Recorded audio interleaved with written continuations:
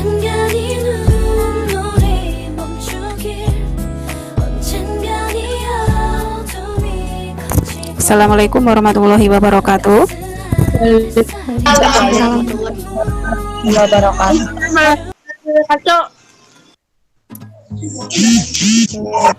Selamat pagi anak-anak, apa kabarnya kalian? Baik. Alhamdulillah. Semoga kalian selalu dalam keadaan sehat walafiat. Sebelum kita mulai pembelajaran, silahkan kita berdoa terlebih dahulu supaya kegiatan kita ini diridhoi oleh Allah. Berdoa dipersilahkan.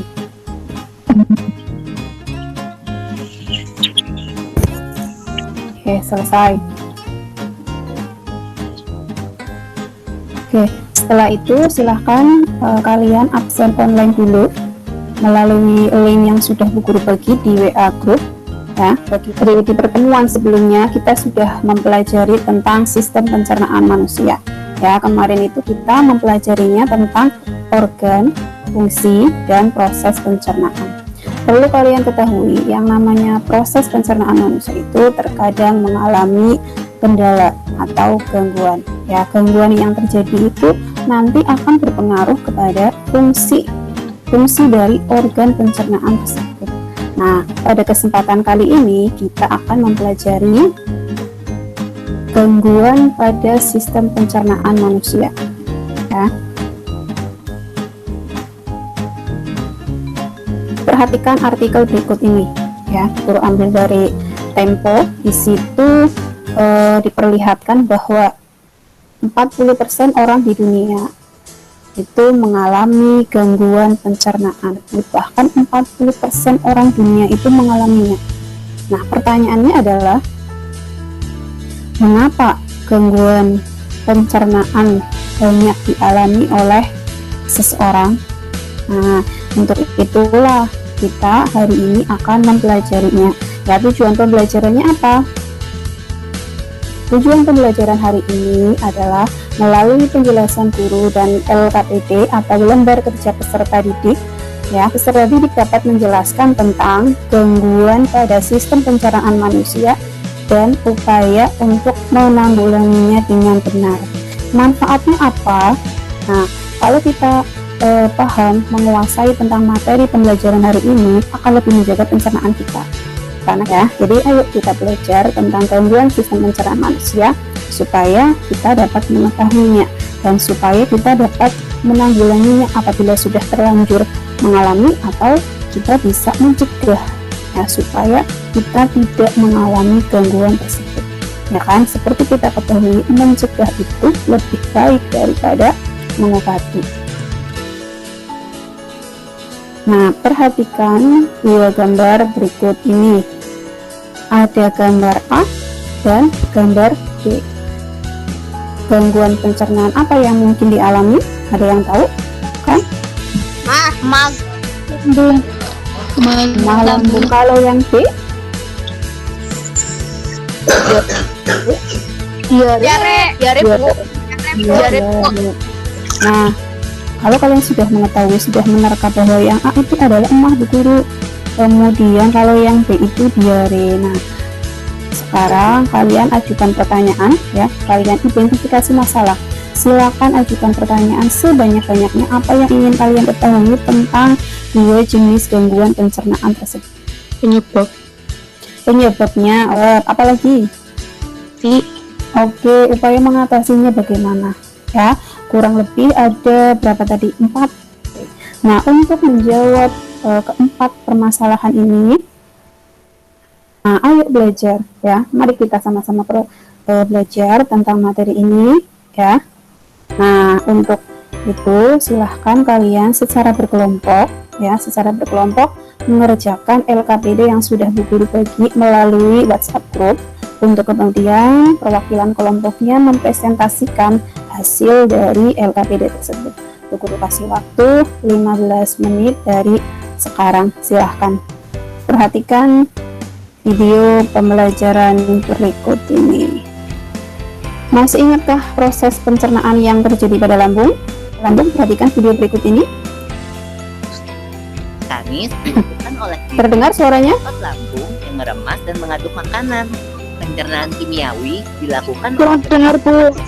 oleh kelenjar getah lambung. Kurang dengar. Enzim renin dilakukan oleh dinding atau Sudah otot terdengar? lambung yang meremas dan mengaduk makanan. Sudah? Pencernaan kimiawi dilakukan oleh getah lambung yang dihasilkan oleh kelenjar getah lambung. Getah lambung mengandung enzim pepsin, enzim renin, dan asam klorida. Enzim pepsin berfungsi untuk memecah protein menjadi peptod. Enzim renin berfungsi untuk mengendapkan protein susu menjadi kasein. Asam klorida atau HCl berfungsi untuk mengasamkan makanan dan membunuh kuman yang masuk bersama makanan. Berkaitan dengan proses pencernaan pada lambung tersebut.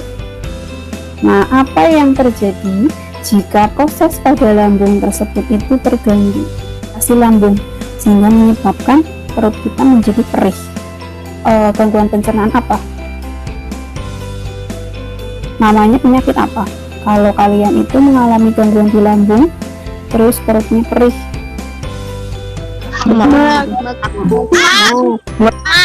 Ya, emah, betul sekali. Ya, jadi ciri-ciri emah itu satu, perutnya perih. Ya, kemudian apa biasanya disertai dengan mual. Kira-kira apa sih yang menyebabkan kenapa kalau penderita emah itu dia lambungnya perih? Nah, perhatikan video berikut ini. Anda mungkin lebih mengenal gastritis sebagai gangguan lambung atau MAH. Lambung Anda memiliki lapisan pelindung di bagian dinding dalam. Lapisan inilah yang bertugas agar cairan asam dalam lambung tidak menyentuh dinding lambung dan merusaknya. Bila cairan asam menyentuh langsung dinding lambung, maka akan terjadi peradangan yang kemudian menyebabkan Anda mengalami gangguan lambung. Nah, dari video tersebut kita dapat mengetahui ya bahwa penyebab dari sakitnya itu adalah apa? Adalah asam lambung yang mengiritasi dinding lambung. Ya, asam lambung ini kenapa sampai bisa mengiritasi dinding lambung? Karena ada pemicunya. Jadi kalau misalkan asam lambung itu dikeluarkan dalam jumlah yang pas, ya itu akan berguna untuk proses pencernaan. Karena seperti tadi yang sebelumnya dijelaskan, itu asam lambung fungsinya untuk membunuh kuman penyakit yang ikut bersama dengan makanan dan untuk apa? Mengasamkan lambung. Tetapi kalau jumlah yang dikeluarkan itu terlalu banyak, maka akan mengiritasi lambung tersebut. Ya, biasanya gangguan tersebut dinamakan MAH. Ya, begitu kurang lebih. Anda mungkin lebih mengenal Sebentar. Selanjutnya dari perjalananku, usus besar. Oke, selanjutnya adalah usus besar. Masih ingat proses pencernaan yang terjadi pada usus besar? Di usus besar kemarin terjadi apa ya? Terjadi proses apa? Pembusukan. Nah, ya, pembusukan sisa makanan. Ya, jadi nutrisi pencernaan yang terjadi Juga pada dikenal usus sebagai besar. kolon. Itu adalah tabung berotot yang panjangnya 1,5 sampai 2 meter. Tunggu dulu. Kamu dengar itu? Aku tidak sendirian. Aku dikepung. Mereka mendekat. Itu bakteri. Ada banyak sekali di sini. Oh, apakah orang ini terjangkit penyakit parasit usus atau semacamnya? Tidak. Usus membutuhkan bakteri baik untuk membantu memecah makanan, vitamin, dan aku senang. Di sini agak lebih luas.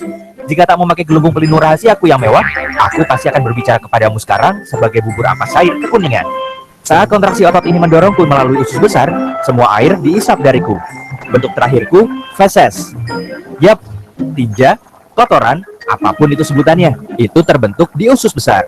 Masih banyak bakteri di mana-mana. Mereka benar-benar bekerja keras ya. Tak boleh terlalu sedikit atau terlalu banyak. Jika tidak, kamu akan mengalami masalah pencernaan seperti intoleransi makanan. Mereka juga memainkan peran besar dalam kekebalan tubuh, dan itu sebabnya kamu punya triliunan bakteri di tubuhmu. Terus bekerja dengan baik, teman-teman. Aku dalam perjalanan melalui kolon kiri. Ketika terlalu penuh dengan feses, aku memutuskan untuk membuang semuanya ke rektum. Itu ya, jadi tadi kita bisa melihatnya bahwa di usus besar itu terjadi proses pembusukan sisa makanan sehingga menjadi feses atau ya, di situ terjadi satu pembusukan, yang kedua adalah proses penyerapan air. Nah, pertanyaannya apa yang terjadi jika fungsi dan proses pada organ tersebut terganggu? Ya, kan belum. bahas bersama-sama. Jadi tadi berdasarkan hasil diskusi kalian itu kurang lebih ada 3 gangguan pencernaan yang sering dialami, yaitu emah, kemudian diare, yang ketiga apa ya? Sembelit. Iya, sembelit. Mah itu berarti organ pencernaan yang terganggu apa ya? Lambung. Iya, lambung, atau kadang kita menyebutnya adalah perut. Ya, jadi kalau mah itu yang terganggu organ pencernaannya adalah lambung. Kira-kira proses pencernaan apa yang terganggu di lambung? Kimiawi. Iya, proses atau pencernaan kimiawi yang dilakukan oleh asam lambung, di situ yang bermasalah. Ya, yang kedua apa tadi? Diare. Diare ini berarti organ pencernaan yang terganggu apa? Usus besar. Pada diare, organ pencernaan yang terganggu apa tadi? Usus besar. Usus besar. Nah, yang terganggu adalah usus besar organnya. Kemudian proses pencernaan apa yang terganggu kalau orang diare? Penyerapan air. Iya, seperti yang kita ketahui dan sudah kita pelajari bahwa di usus besar itu terjadi penyerapan air. Ya, pada kasusnya orang diare itu penyerapan airnya terlalu sedikit apa terlalu banyak? Terlalu. Yang diserap itu lebih sedikit, yang dikeluarkan bersama kotoran lebih Banyak. banyak. Sehingga apa? Penderita diare itu biasanya kotoran atau fesesnya itu lebih encer, ya, karena kandungan. Yang ketiga yaitu konstipasi atau nama lainnya sembelit. Kalau sembelit, organ yang terganggu apa? Usus besar. Iya, usus besar lagi. Berarti sama dong dengan yang tadi diare. Fungsi atau proses yang terganggu apa? Penyerapan air. Iya, penyerapan air. Jadi pada proses penyerapan air ini terganggu. Kebalikannya diare, kalau diare itu air yang diserap sedikit sehingga yang dikeluarkan itu lebih banyak, makanya hijau. Tapi kalau sembelit itu kebalikannya, yang diserap banyak, ya, berarti yang tinggal dengan kotoran, yang ikut keluar bersama kotoran itu lebih sedikit, makanya apa? Kotorannya itu akan lebih Keras. iya, keras atau padat. Nah, produksi asam Lambung. iya, karena bisa memicu produksi asam lambung yang berlebih. Ya, kalau produksi asam lambung itu berlebih, maka akan mengiritasi lambung sehingga lambung kita itu akan teriritasi. Itu ibaratnya kalian tergores. Nah, gimana sih rasanya tergores? Pakai pisau atau benda tajam kan pasti perih. Makanya kalau yang penderita mah itu pasti dia perutnya perih karena apa? Teriritasi, tergores oleh cairan asam lambung itu. Ya, nah, jadi logikanya seperti itu. Kamu sudah mempelajari 1, 2, 3 ya, 3 organ pencernaan. Sekarang kita simpulkan bareng-bareng. Oke, kesimpulan.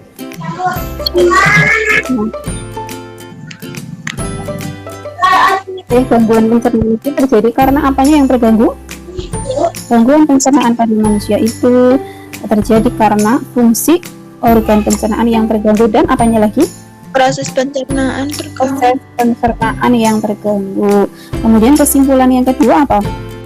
Kira-kira apa yang bisa kalian simpulkan setelah pembelajaran hari ini? Kesimpulan yang kedua apa? Kesimpulan yang kedua apa? Kenapa? Kita menerapkan pola hidup sehat dan mengonsumsi makanan yang bergizi.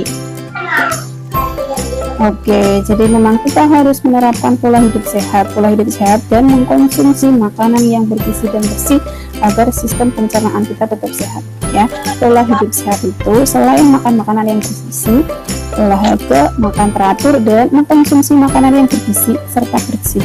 Nah, kita kan baru mempelajarinya 3 tadi, diare, emah, kemudian konstipasi atau sembelit. Sementara gangguan pencernaan yang dialami oleh manusia itu banyak sekali. Oleh karena itu nanti silahkan kalian dengan kelompok masing-masing membuat makalah tentang gangguan pada sistem pencernaan manusia. Untuk evaluasi hari ini nanti silahkan kalian kerjakan evaluasi online. Ya, nanti linknya dibagi di WhatsApp group. Ya, itu. Oke, ada pertanyaan? Kalau tidak ada, saya akhiri. Wassalamualaikum warahmatullahi wabarakatuh. Waalaikumsalam warahmatullahi wabarakatuh.